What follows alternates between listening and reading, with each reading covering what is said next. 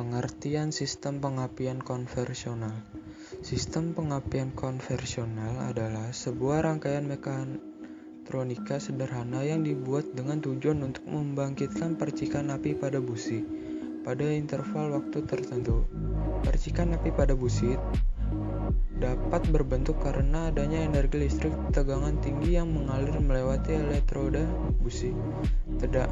Tegangan energi listrik tersebut mencapai 30.000 volt DC, sehingga dengan celah sekitar 0,8 mm pada elektroda busi akan timbul lompatan elektron yang berbentuk percikan api. Namun percikan api tersebut hanya diperlukan saat langkah usaha saja.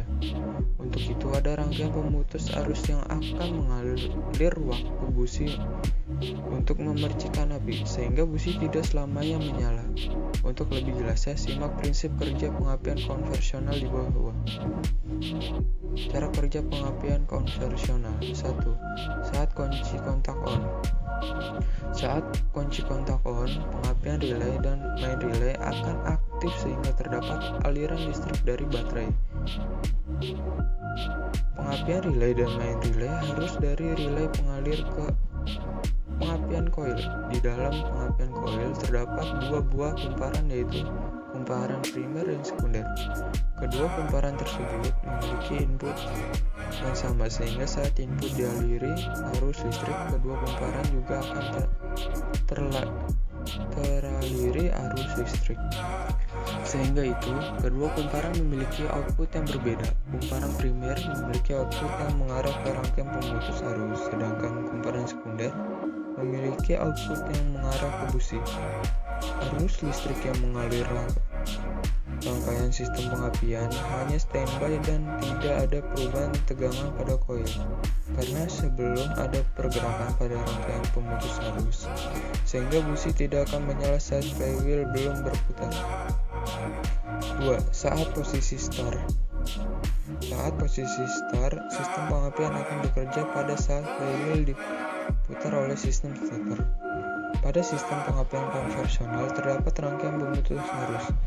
Rangkaian ini terletak menyatu dengan rangkaian distributor dan memiliki komponen poros distributor yang terhubung dengan crankshaft mesin, sehingga saat mesin berputar, komponen ini juga berputar sesuai RPM mesin. Di poros distributor terdapat cam atau knock yang berjumlah sesuai dengan banyaknya silinder mesin. Saat cam berputar, cam atau knock ini akan menyentuh kaki platina yang mengakibatkan kontak poin terletak dan menyebabkan arus primer terputus. 3. Apa yang terjadi saat arus primer terputus?